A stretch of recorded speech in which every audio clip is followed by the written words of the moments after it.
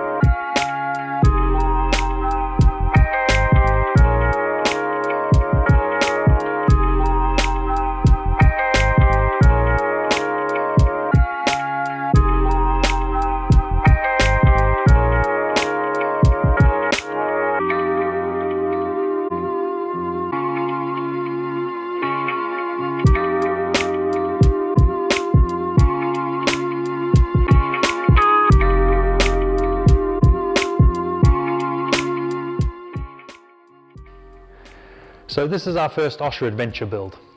You might be familiar, and some of you may know some of the previous Oshe cars that we've done.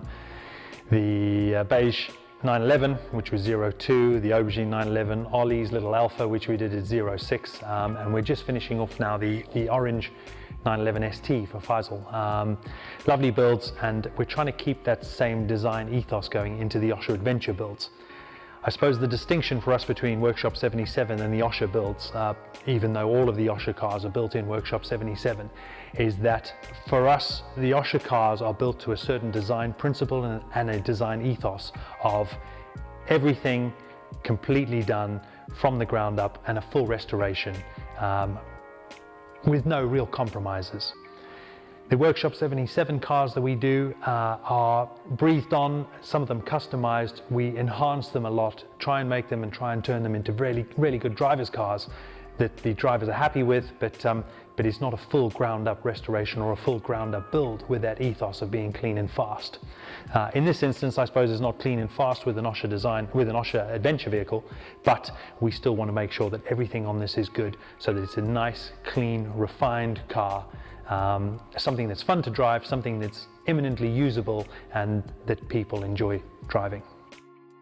So my history with Land Rovers is that having been born and brought up in South Africa and farming in Botswana and around there, we've had cars like this all of our lives. We've used them, they've been utility vehicles, and we've used them on the farm, on the game farms. I learned to drive in a Willys Jeep CJ2A, so for me that was just a regular sort of vehicle just to learn to drive in. And we had two Series 2s on the farm, Land Rovers, which we still have one of them now, and we still use that, and that's our game viewing vehicle. That's a work vehicle that we just use on the farm. So I have an affinity to these.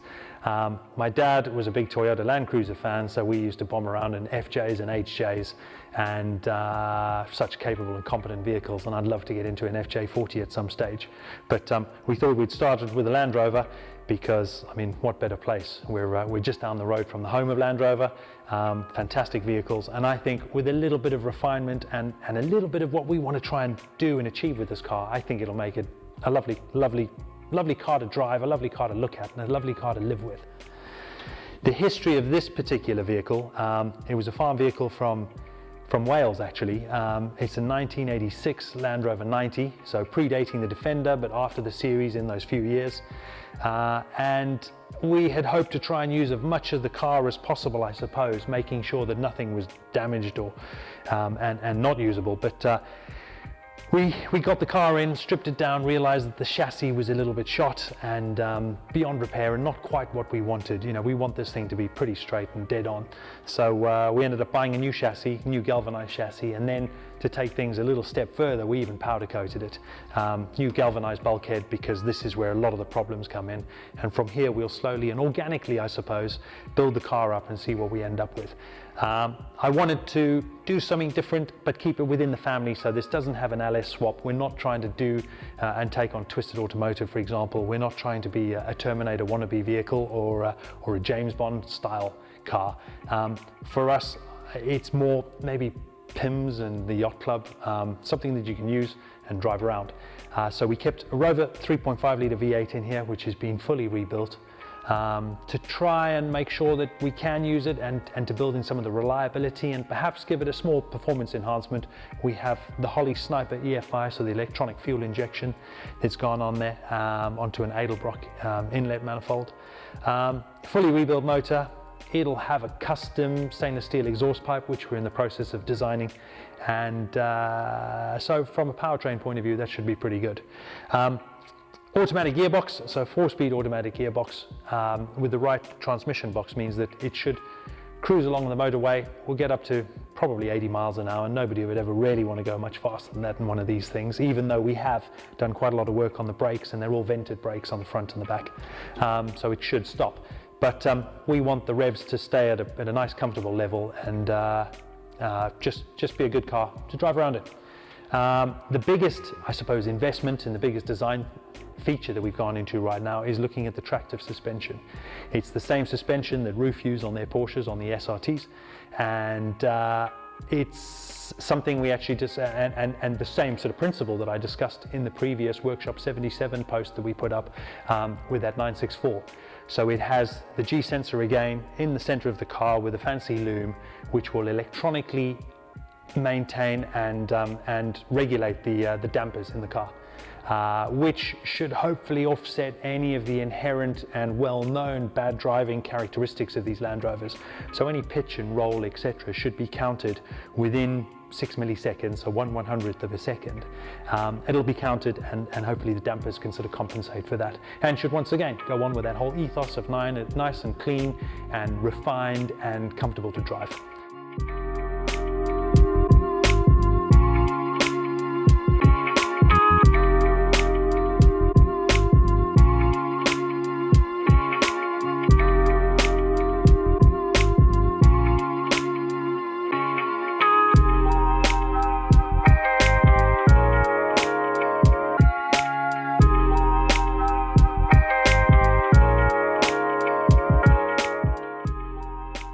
So I hope you enjoy the short little video just introducing the 90 Oshe Adventure build, and do the YouTube thing. Hit like and subscribe if you'd like to follow it and keep abreast of what's going on.